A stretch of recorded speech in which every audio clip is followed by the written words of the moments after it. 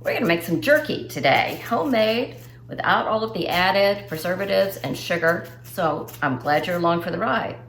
This is Grow and Preserve. I'm Carter, and I'm thrilled you're here with me today. Let's get started. I was at Costco yesterday, and I was looking for eye of round. I usually do this with eye of round because it's the cheapest meat that is lean. So they didn't have any, so they hadn't had any in a month and a half. I'm sorry, a week and a half. So I ended up getting some top round, which is London Broil, and we'll have we'll have a piece of this for dinner this week. So what I'm gonna do is cut these down in half, and then I'm gonna stick 3 of my, what will be 4 halves, into the freezer for about an hour, hour and a half. Let it get really cold throughout, start to freeze a little bit on the outside, make it much easier to slice. I'm not gonna pull out the meat slicer today. Sometimes I do that, but you know, I think this is such a short piece of meat, it's gonna be easy to cut with a knife.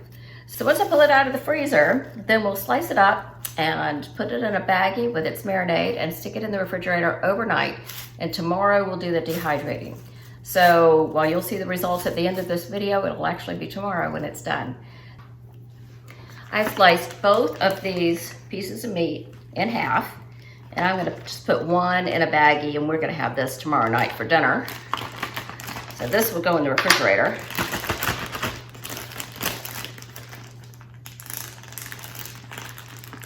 Get all the air out of that later. Now, these last 3 pieces, I'm gonna put in this baggie, and this is gonna go in the freezer for an hour, hour and a half.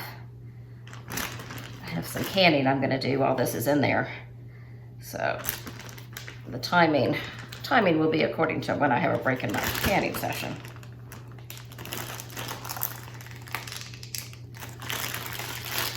Okay, if I can get these separated a bit.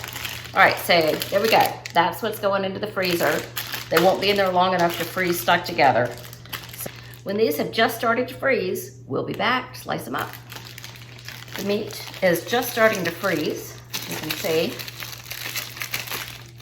So we're gonna get started getting this ready to be marinated. Let's start with the marinade. So I have a big gallon baggie, and this is more a method than recipe. So you do it how you like it. I like to use this organic tamari. It's gluten-free, and then I use a little bit of coconut aminos, get a little bit of sweetness in there without adding sugar. And then I use a little bit of this liquid smoke. It does have caramel color in it, which I think is one of those things that's not perfect, but that's what I use. I don't have a smoker, so we'll get a little bit of smoked flavor in that. So I'll probably end up with about 1.5 cups total of marinade.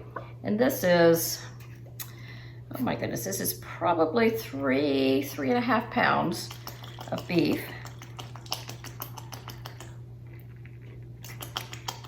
Marinade in here, and then we'll start slicing. I'll bring you down to see how thinly I try to slice it.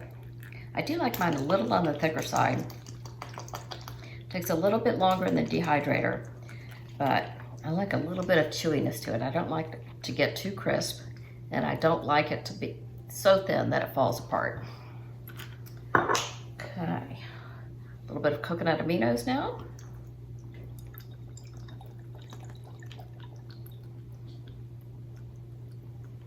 All right, I try not to use too many of those because there are 4 grams of carbs in a tablespoon, which tells you about the coconut sugar tree sap. Okay, a little bit of liquid smoke. I'm not going to use too much, just enough to give it a good smoky flavor. Now you can put extra salt in here, but the tamari is loaded with salt. 1 tablespoon is 700 milligrams. So I don't see any need to add any extra salt. You can put, you know, steak seasoning. You can, if you like it spicy, you could put some cayenne pepper or some red pepper flakes. So that's about what I have. I might have to add a little bit more, but let's get started and see how it goes. See, just a little bit of ice on the very beginning stages of freezing for this. So I'm gonna bring you down here and show you how I'm slicing this and how easy it is once it's kind of halfway frozen. That piece is actually a little thicker than I'd like it to be. So we'll start with this one. very sharp knife. It's very important with this. So maybe 1/4 of an inch, 1/8 of an inch. I think maybe that's 1/8 of an inch. So I'm going to slice all of them like this. If you had a piece of meat that had fat on it, you would want to trim off as much of that fat as you can. When I get the eye of round, I do trim off the fat cap, but this London Broil essentially has no fat on it. The fat can go rancid after it's dried, plus it makes a big mess in the dehydrator. All right, I'm going to get the rest of these chopped up and into the marinade, and then I'm going to put these in the refrigerator overnight. So tomorrow, probably tomorrow afternoon, I will pull these out, put them in the dehydrator. They'll probably take about 6 hours in the dehydrator, and then we'll have some jerky. Now, a lot of people do leave theirs out, in the pantry.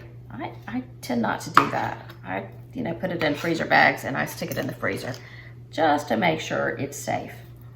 So you do what feels right to you. The meat is all sliced up and in its bag. I have swished it around to get marinade on everything, but I'll flip it over a couple of times this evening. I didn't need to add any extra marinade. I like it to be relatively dry when I pull it out to put it on the dehydrator. So this should be perfect. I'm gonna put it in a dish, just in a baking dish, so nothing leaks, and put this in the refrigerator overnight. And I'll see you back tomorrow when we have jerky. The next morning, the jerky's been marinating all night. You can see it's nice and dark. Absorbed a lot of the marinade. I would actually like it a little bit drier than that, but I think I used a little more marinade than I needed.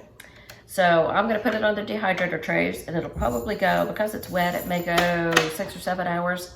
Usually it's 5 or 6 hours for me. I use a Nesco dehydrator, and I get these little, they're for small things. As they get smaller, you don't want them to fall through the cracks of the regular dehydrator tray.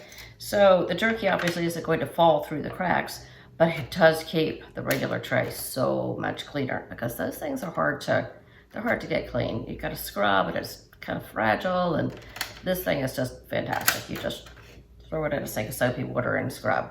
So that's what I do, that's what I use. Now I want to talk a bit about jerky safety, because there are so many different ways to do this. You're going to read lots of books that have different ways to do it. I don't know who's right. I don't know if anybody's right. I certainly don't know that I'm right, but I'm going to show you this is how I do it. And then I store mine in the freezer or the refrigerator just to make sure that it's always safe. There are people who will stick it in a jar and seal it up and put it on the shelf. I think Heidi at Rain Country does that, and she's clearly still kicking. So, the way she does it is just fine for her. This book here, which is the Dehydrating Food Guide, it says dehydrate at 140 until the jerky is leathery. And then it says over here, no matter how you make jerky, consider its shelf life short. Keep it in plastic bags or glass jars so it will not absorb moisture, and store the containers in the refrigerator or the freezer for maximum safe storage. Okay, this one is preserving everything. This one, there are instructions to, if you want to pre-cook the meat at 275, you could do that. For raw meat, it says dry 4 to 6 hours at 155, and then after that, you could put it in the oven at 275.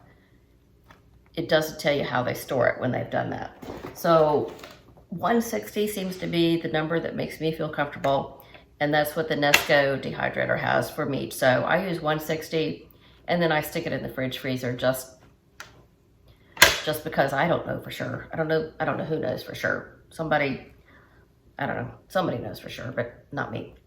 So this is what I do.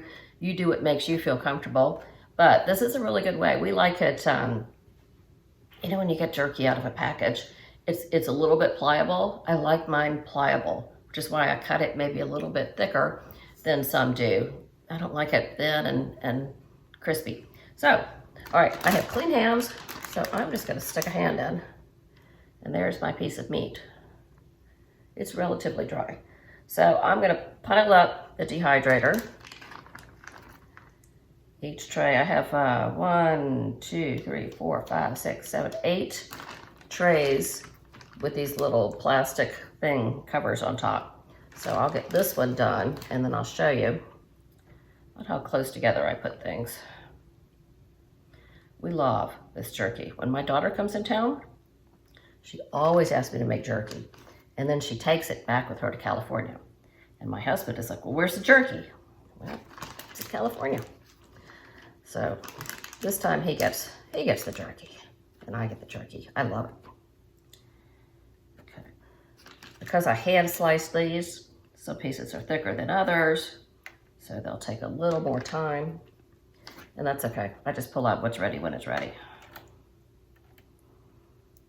Actually, I tend to eat what's ready when it's ready. All right, wash my hands off and I'll show you this.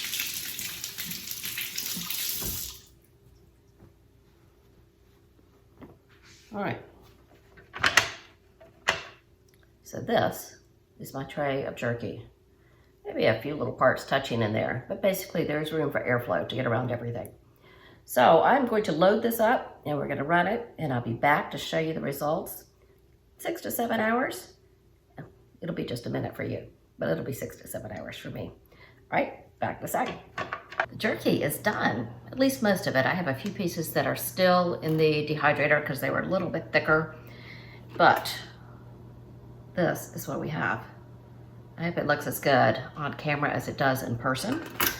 It is bendy, but you can see it cracks. It's hard, I mean, it's dry, it's completely dry.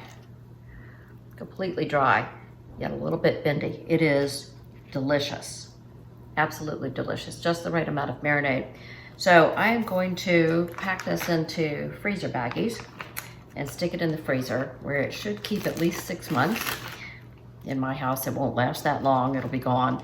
But at least this way we can pull out small bags whenever I need to without taking out the entire bag. So you can see I'm setting up for the big grand finale for the Every Bit Counts challenge behind me.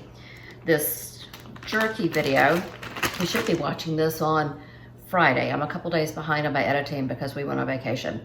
And I'm gonna go ahead and film the grand finale, I suppose we'll call it, of the Every Bit Counts challenge tonight. And then with editing, you should see that Saturday. So definitely come back and watch for that on Saturday. So thank you so much for being here, and I'll see you tomorrow. Bye-bye.